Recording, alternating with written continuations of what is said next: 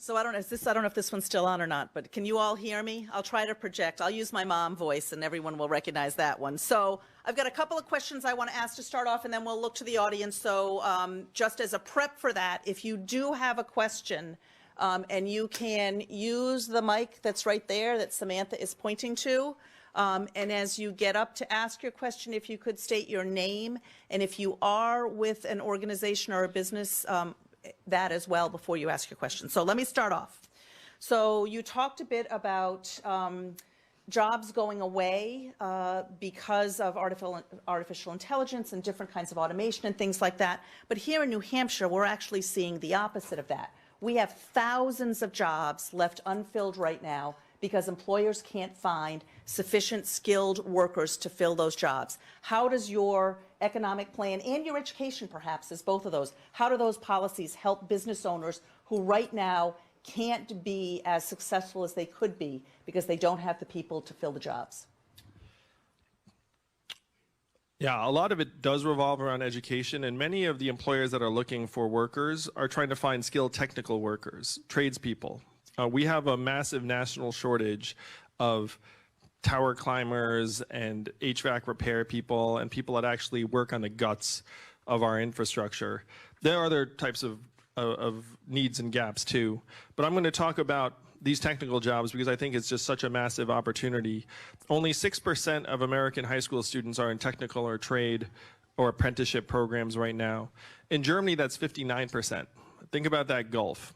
And we are lagging behind because many of the employers are looking around saying, I need someone with this sort of training.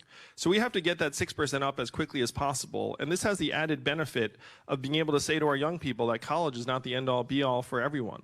Only 33% of Americans will graduate from college. And again, we've made it more and more expensive. What we have to do is create paths forward for different students in different areas and lead them to the opportunities that need to be filled in many, many communities.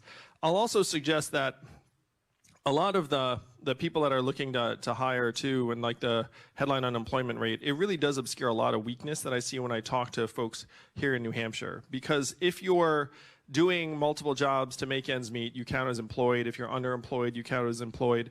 And if you leave the workforce and stop looking because of a health problem or you're taking care of a relative, you don't get included in that number. So there's a lot of weakness that's being obscured in our communities because we're using a measurement that's way out of date and misleading. Thank you. I wanted to follow up also on your freedom dividend plan. So $1,000 a month, not having to do anything for it, sounds pretty good to a lot of people. So I did a little bit of simple math, and I will admit up front, political science major math is not necessarily my strong point, different math than that math. But there are a little over 209 million Americans who would qualify for that at $12,000 a year, meaning over $2.5 trillion a year to fund that. How does the math actually work that you can tax whatever corporations you want to tax to come up with that additional revenue every year forever? I'm so glad you asked. I love it so much. So first, you have to look at who the biggest winners are going to be. If you have Amazon, Google, Facebook systematically paying zero or near zero in taxes, then of course you're going to have problems affording things. But if you put a mechanism in place where we all get even the tiniest slice, our fair share of every Amazon sale, every Google search, every Facebook ad, eventually every robot truck mile and AI work unit generates $800 billion a year with a giant up arrow attached to it. So that number is going to shoot up. Now, 800 billion is not 2.4 trillion, as you suggest. But after you put the money into our hands, the money doesn't disappear. It circulates through our community and our businesses over and over again. Ends up increasing tax revenue by conservatively, let's call it 600 billion or so. Then here's where the magic comes in. You save an additional hundreds of billions on things like incarceration, homelessness services, emergency room healthcare that we spend almost $1 trillion on now. And it was right here in New Hampshire where a corrections officer said this to me. He said, we should pay people to stay out of jail because he sees how expensive it is when they're in jail. This is what happens in our society. We don't invest in people, and we end up paying in much more expensive and punitive ways when they hit our institutions, because we know our institutions are incredibly expensive. And the last piece, the best piece, is that one study showed that if you were to alleviate poverty in this way, you would increase our GDP by $700 billion a year just on the basis of better health and educational outcomes of our people. This is a massive investment in human capital. And this doesn't even take into account the catalyst for entrepreneurship and creativity and value creation that would ensue by having a population that could actually afford to take some risks and not feeling like if they fail, then it's going to mean the difference between having a home and not. Thank you. I'm going to ask one more, and then I'm going to open it up to all of you guys so you have a chance to ask. But so in essence, right now, you're in a job interview with the American people for a very important job, the leadership position, the CEO to end all CEOs. As someone who's hired many and perhaps fired a few people in your life, what's your advice to the American people as they compare and consider all of the candidates? So what should they be thinking about as they check off your qualifications and those of others to make sure they make the right choice to fill this critical position? I love this question so much, and I've never gotten it. I love it. That's kudos to Samantha from the chamber, whose question that was. So thank you, Samantha. To me, the most important thing about who we choose as our president is whether they understand the real problems on the ground as we're experiencing them, and then can actually bring solutions to bear to solve them and improve our way of life. I'm going to suggest to you all that technology is the driving force behind many changes in our economy and society, and that most of the other figures in this race, whom I like and admire a great deal, and I consider many of them friends, but many of them do not understand technology very well. And they also do not understand technology's intersection with the labor force very well at all. That if we have the wrong person in that seat, we're going to have another 4 years of your malls closing, of AI getting smarter, of the robot trucks starting to multiply on the highways. And that as this continues, it's going to get harder and harder for us to actually put in place a path that lets Americans know that we are not going to be left behind, that we're actually the owners and shareholders of this country and not inputs into a giant capital efficiency machine. If you don't understand the real problems, you're not going to be able to solve them. And I believe I have a much clearer understanding of what lies ahead for this country. Thank you very much. I'm going to shift to all of you now. So I see I've got a line going. If you do have a question, so we've got probably about 15 minutes for questions from all of you. Again, if you could state your name, and if you're affiliated with a business or organization, let us know that as well, and then you're welcome to ask your question. Hi, I'm Will Bronson. I drove down from Maine today. I'm president of Enlightened Education Co-op, which is based in Florida. But my question is this: is a follow-on to the guaranteed universal basic income. The rationale for that, obviously, is to deal with the dislocation that will come from increase in AI and robotics and automation. But there's an equally strong justification for it, in my view, and I wonder if you'd comment on it. According to Stephanie Seffett at the MIT scientist, she's come up with a scary statistic because of the exponential rise in autism. And she claims that within 10 years, every other family will be dealing with a child in the autism spectrum. This will take a terrific amount of resources to provide for homeowners who typically caretakers in the home that aren't being paid, and you've spoken to this on a number of occasions. But could you comment on this as a possible other justification or reason or rationale for the freedom dividend, which I like to call the tech dividend? All right. Thank you for this question. These are the best questions I've received in quite some time. I have a son on the autism spectrum, and what I say to families around the country is that special needs is the new normal. Certainly, I have not seen a study that suggests it's going to get up to 50%, but it's already normal in many millions of families around the country. And the big problem here is that you have a special needs child like my son who shows up at school, and the school says, I don't have the resources available to actually do what this child needs and requires because I have one teacher for 20 kids and I don't have the budget. for this. And so that child ends up falling through the cracks. The family has to scramble. There are massive problems. But it's in large part because, again, we're confusing economic value and human value. We're saying that this kid needs more and thus is a burden on the community, instead of seeing it the way we should be, which is that our kids' well-being is the point of the economy. We should use that as a measuring stick, which incidentally means you pay teachers more, you hire more teachers, you lighten up on the standardized tests that we devised during World War II as a means to identify which kids not to send to the front lines, and now we're just bludgeoning our kids with them and distorting teacher behavior. You stop treating your schools like assembly lines and start actually trying to put the resource in place to give our kids what they need. If you change it from this cost model to this investment model, then you see that this is the future of the 21st century economy, making ourselves stronger, healthier, and more whole. And if we don't evolve in that direction as quickly as possible, then you're correct that many communities will feel themselves to be overwhelmed by the cost of supporting many special needs children who, quite frankly, are going to grow to become special needs adults. And if we don't start changing the measuring stick, then we're going to see these people as, again, cost centers and burdens instead of being owners and parts of our families. So thank you for the question. Thank you.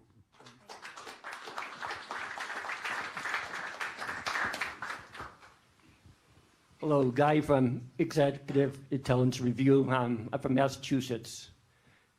Speaking about Make Americans Think Harder, we need a national science driver program to lift up the population economically and inspire the population. But we have a couple major problems to solve first. Number one, you were talking about your friends who went down to Wall Street with the derivatives and stuff. Well, since 2008, the big banks are much bigger and about to blow out. The Federal Reserve has been giving them $100 million a day since September, which means we're close to a very big blowout again. Okay, we have HR 2176 in the House. Everyone should be calling their reps and demand it passes and becomes law. And last one is we have to get back to economic sovereignty. In other words, we don't need an independent private entity controlling our economy. We're over $20 trillion in debt. So we have to get back, do away with Federal Reserve, have fixed currency, and get back to the American system. This was a very profound question. So some people, when they come to an event, one of the thoughts is what Tracy originally asked, is like, where do we get the money to do what we need to do? How many of you here remember voting for the $4 trillion bailout of Wall Street? How many of you remember anyone saying, where are we going to get the money? That's what he's talking about, this printing of hundreds of millions of dollars a day to shore up the balance sheets of our banks. No one voted for that. No one no one said, yeah, let's do that instead of bailing out homeowners. I mean, to me, the obvious choice was to bail out homeowners and keep people in their homes, keep communities whole. But instead, we chose to recapitalize the banks. And that is an emblem of the choices we're making in this country. Everything revolves around the almighty dollar and our institutions, and we don't trust our people in the least. We have to choose our people. And to your point about what we've done in terms of recapping Wall Street and privileging them, you're right. The banks are now bigger than ever. They're absorbing more and more of the financial activity. Community banks in places like New Hampshire are a thing of the past. If you're old enough and you remember being here, you remember there were community banks here that likely got gobbled up by Bank of America and the gang. So this is what we have to, again, counteract. We have to choose our people instead of the banks. And we do have to stop bailing out Wall Street and letting them run and own our economy in this way. So thank you for that question. Thank you. HR 2176, get passed. In the interest of time, because I think we could probably get 2 more questions in, if you could keep your questions a little succinct, that would help us get more people to ask their questions. Thank you. Mr. Yang, thanks for coming. My name is Joe. I'm a college student from Worcester, Mass. So my question today is based on the dividend that you're talking about. Now, of course, I know what you want to do with putting taxes on different companies such as Amazon, Facebook, and things of the like. But my question is, how can you prevent these companies from outsourcing themselves into other countries to avoid such tax the removal of such tax breaks? Sure. So this is based upon a system that's in effect in just about every other developed country. And it occurs at the point of sale. We're the #1 market in the country, or the world. So even if Amazon were to shift some of its offices to other places, they're paying it at the point of sale, so they pay it no matter what. This is what other countries have figured out. Other countries have said that having the Amazons of the world pay zero in taxes is untenable. And it's worked everywhere else. It would work here too. Because you're right, companies will do anything necessary to try and save money, but this is, because it's a point of sale, it's very, very hard to escape. It's impossible to escape, actually. The comparison I use is that Jeff Bezos right now is worth about $109 billion post-divorce. If you were to ratchet up the tax rate, let's say to 75%, 80%, how much of his $109 billion do you get? Next to nothing, because he's not dumb enough to pay himself $5 billion a year. He pays himself something modest, and then most of his wealth is tied up in Amazon stock. So what you do is, like Willie Sutton, the bank robber, why do I rob the banks? Because that's where the money is. The money's flowing into Amazon, so you take it at the point of sale there, then you get billions from his business, and then when Jeff takes $1 billion out of his stock every year to buy rocket ships to Mars, which is what he does with his money, then you take a toll there too. You make it so that you get it coming and going, and then it ends up in our hands to make our families and communities stronger. But because it's at the point of sale, it doesn't matter where they base their operations. Thank you. Thanks, ma'am. Hi, my name is Kurt. I'm a campaign supporter from Massachusetts. I can tell by the shirt. Thank you, Kurt. Thank you. I'm going to head to Iowa also for you. Yes. Or you could just stay here in New Hampshire, either way. Well, I mean, no, you do closer. both. We'll do Closer. Iowa and then come on over, yeah. So it might be time to put some minds at ease about healthcare. This phrase, Medicare for all, it's become this sort of political football. It's almost a branded phrase at this point. To what extent are you anchored specifically and explicitly to Medicare for all as it's written as a phrase? And to what extent would universal healthcare be a more useful phrase? I like where your head's at, Kurt. To me, Medicare for all is universal health care for all Americans. It's not the name of a bill. It's a name for trying to get every American health care independent of their work status or whether or not they can afford certain levels of premiums. Now, I'm not someone who thinks you can uproot private insurance plans quickly because you're talking about millions of Americans on these plans. In some cases, they actually negotiated away higher salaries for the plans. So somehow legislating those out of existence very quickly seems to me to be unduly impractical / disruptive. So the plan to me should be for the government to provide a public coverage option that then outcompetes the private insurers and squeezes them out over time. Now, to your point, Kurt, it is true Medicare for all means certain things to certain people, and you're probably right that universal health care would be a better way to frame it. Good afternoon. Make Americans think harder. I would challenge you to think harder, to look for chess moves that reduce the size of government and make it a freer country, such as if a state legislature says no more zoning restrictions in any city and town, immediately there would be an abundance of new jobs in demolition and construction. And with the glut of housing, meeting the modern code, there would immediately be landlords scrambling to find tenants for half the rents that they're paying now, more people waiting at each bus stop. The bus companies could extend their hours and their routes, and people wouldn't have to pay for a parking lot when they don't even have a car. This man strikes me as so new. What's your name, sir? Where are you from? My name is Tom Alseer. I used to be a state rep here briefly many years ago. And are you from here in New Hampshire? I live in Hudson, New Hampshire now. Because I was going to comment that you sounded and felt so New Hampshire to me. There was such this, libertarian element to this idea, and I'm sympathetic toward many aspects of it.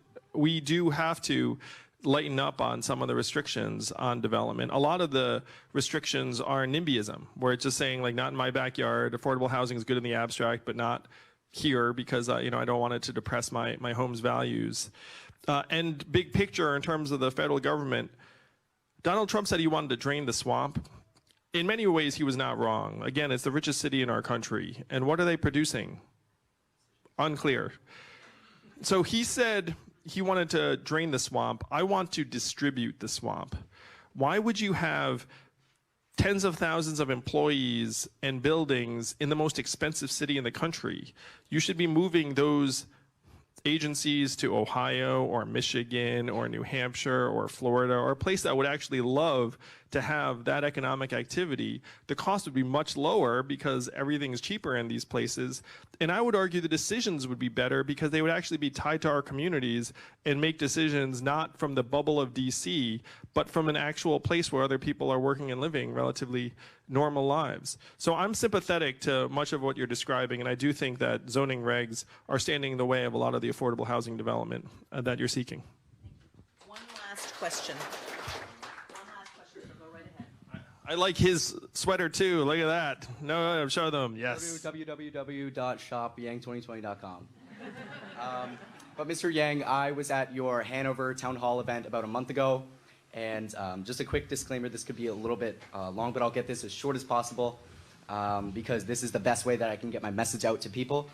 But, and I think this would encapsulate what we're kind of all thinking. So, Mr. Yang, there's not been a poll in an early state released in 47 days. Tom Perez, the chairman of the DNC, just rejected your request for the DNC to conduct and release more early state polls, essentially cutting off a vital pathway to the January debate. On Perez's Twitter biography, he writes, and I quote, likes the Buffalo Bills, the Democrats, and fighting for the little guy, though not in that order. Well, apparently he doesn't like fighting for the little guy who has over 400,000 donors, including some here right in New Hampshire, which would, you look at that, is an early state. So, to the people in the room, we have a chance to outraise Elizabeth Warren in the fourth quarter. And I'm going to look towards kind of the biggest camera in the room, but if there's someone from the DNC watching, oh shoot, where am I? If there's someone from the DNC watching, look at the crowd. We've crammed over 100 people into a room built for 30. There are people watching from out the door. Poll the people is my point. I cannot even vote in the 2020 general election, but I'm the most passionate about this than anything I have been in a long time. Give me a high five, man. Yes. A little bit more. I'll try to get through it. I love Ellis. So Tom Perez, fight for the little guy, fight for all the little guys in this room, fight for the American people, poll the people. Poll the people. It seems like we're not going to get much help in this process. So to the people over 18 years old, keep phone banking, keep canvassing, keep yanging people, keep making America think harder, because we all know it's not left, it's not right, it's forward. And I'm a part of the Yang Gang because I'm scared of the future in America. And in my age group, I am not alone. So Mr. Yang, do you have any thoughts on the issue? Yeah, let's give it up. My thoughts are you're making me feel better about the future, Ellis, just by being so passionate and articulate and spot on. I mean, that's awesome leadership on your part. I believe we're going to get the polls we need in the right time frame, and I'll be on that debate stage in January. What is the #1 criteria for Democratic voters for the nominee? Beating Donald Trump. That's right. And a poll right here in New Hampshire said that 10% of Donald Trump voters would support me over Donald Trump in the general election. Another poll said that 18% of college Republicans would choose me over Trump. Unlike any of the other candidates in the field, I am drawing in disaffected Trump voters, libertarians, and independents, as well as Democrats and progressives. I am the best candidate to take Donald Trump on and beat him. That's why as soon as they poll New Hampshire and Iowa, we'll see that we're well above the DNC's threshold. And I will say, I'm very confident we're going to make the debate stage. We've actually offered to the DNC to pay for the polls because they were complaining about cost, and it was like, we'll pay for it. So we'll make that debate stage in January, but more importantly, this campaign is going to keep growing and growing because we are talking about the issues that Americans care about and the problems that we see around us every day. Really, Ellis, man, you really are an inspiration to me. Man. Like, thank you so much. And he's also a poster child for the reason why I believe we should lower the voting age to 16. And hear me out on this. Some of you are like, that seems aggressive. But 16-year-olds can pay taxes. if you had 16-year-olds being able to vote, it would transform every high school in the country into a political hotbed instead of instead of something that's like, oh, we don't talk about it. No, you can actually vote. Studies have shown that the earlier your first vote is, the more likely you are to vote throughout your life. And frankly, you're going to be here longer. You should have a say in what's going on. The main counter argument to this is that 16-year-olds are too immature and ill-informed to vote. And I think Ellis just proved that to be nonsense. Am I right? Yeah. So thank you, brother. Let's fight it out for you. Less than $1 million to the $3 million Q4 fundraising goal. So keep donating. We got to make it. Thank you, Ellis. You're the best. Look at that. Not a plant. Just a passionate young person here in New Hampshire. So my apologies to those of you who didn't quite get a chance to get your question in. Thank you for coming out. Again, I'll add my own personal thanks to those of you like Ellis who are younger voters taking the opportunity to get yourselves educated, all of you for coming out. Whether Mr. Yang is your candidate or you're still on the fence for or supporting another candidate and just wanted to hear what he had to say, your participation in the process helps make it a stronger and better process for all of us. So really, thank you. Particularly thank you to you, Mr. Yang. Oh, thank you. A pleasure for sharing your time, for answering our questions, and sharing your positions, and especially my questions that were maybe a little pointed. I love your question. Again, on behalf of the Chamber of Commerce, Rivier University, the Telegraph, our host sponsor, the Nashua Public Library, and our corporate sponsor, Fidelity Investments, thank you all very much for coming. I believe you're going to do photos. The line's gonna start right there. So line up around here for a photo. I'm going to claim privilege and take the first one. Enjoy the rest of your afternoon.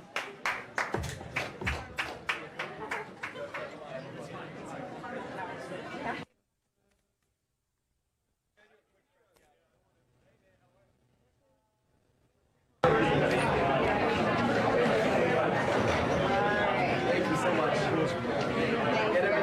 I'm 16 years old. Get him in the way.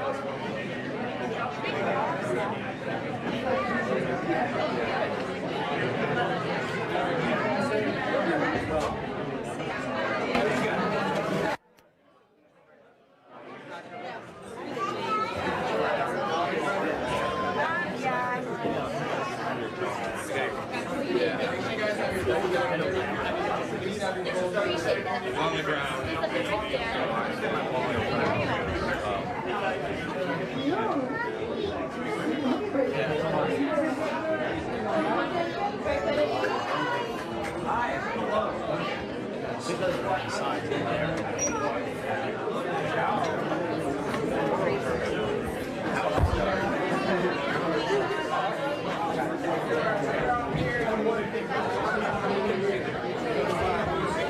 Alex, I love it. You can come in now if you want a picture.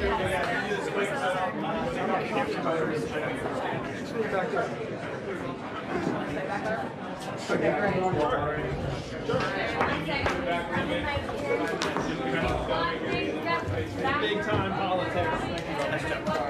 How are you? Hello, good to see you again. Good to see you. Oh, yeah, I'll bring you back. Alright, do we have a couple seconds or are we still? I'll have a good holiday. Good, how about you? This is their holiday. They're coming out you, man. Yeah, New Year's Eve party. How would you have felt if we'd been like, we're campaigning Christmas Eve, we're campaigning Christmas? Kidding.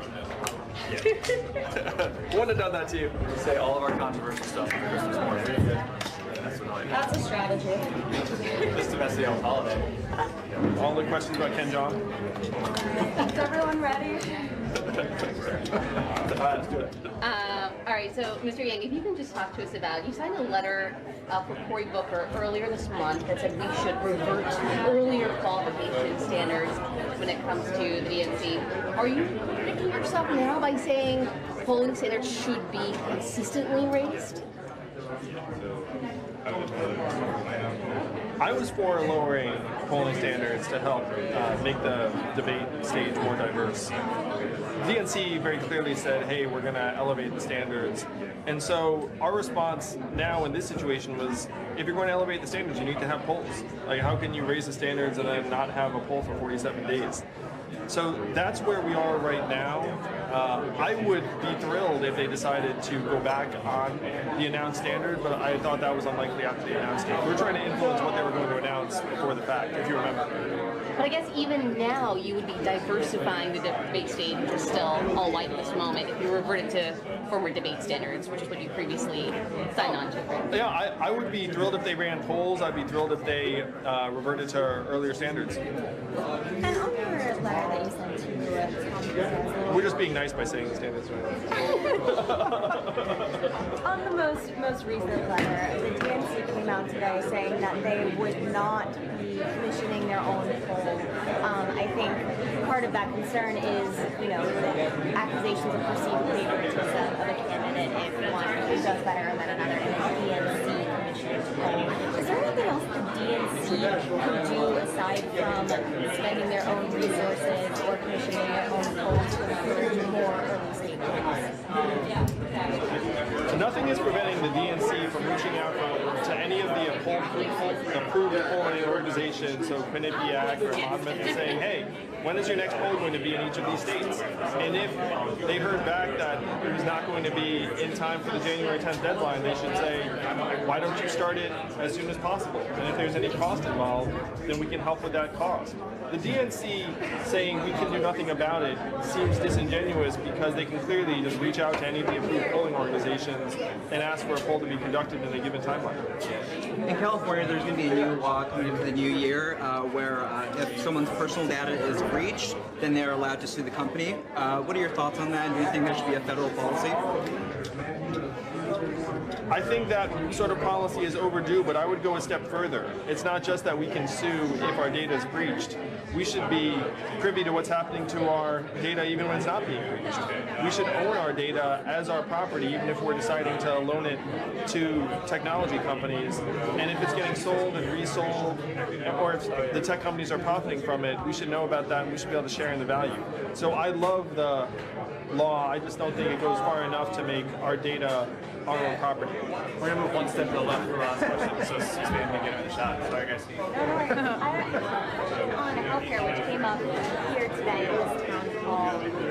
You spoke on This Week over the weekend about your healthcare plan, and this voter today asked you about it as well. Medicare for All is the name of Senator Bernie Sanders' bill that would essentially eliminate private health insurance. Your Yang 2020 website still lists Medicare for All as a platform of your campaign. Is it disingenuous or confusing to use that term when it is not what the actual text of the bill and the policies by Warren and Sanders are? To me, Medicare for All means universal health care for all Americans, and that's where we should be driving as quickly as possible. We need to get healthcare access up and the costs down to a level where Americans can get the healthcare that they want and deserve. Healthcare should be a human right here in this country instead of a means for companies to make money off us.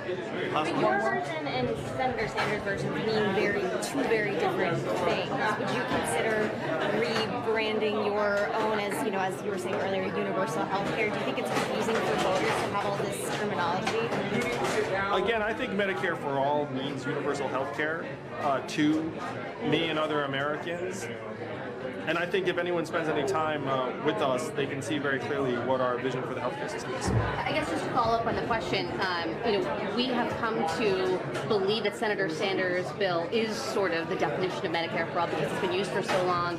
If you ask the majority of Americans, that's what they believe the definition is. So does it feel like you're sort of taking the definition and just redefining it? I can guarantee that virtually no Americans have actually read the proposal. And so if you were to say the proposed bill that Senator Sanders put forward. So if you say Medicare for All to most Americans, I don't think they're thinking about Senator Sanders' bill because they actually haven't gotten into the weeds in reviewing that bill. What I think and what I believe most Americans think when they hear Medicare for All is we should all have health care. Thank you, guys. Thank you.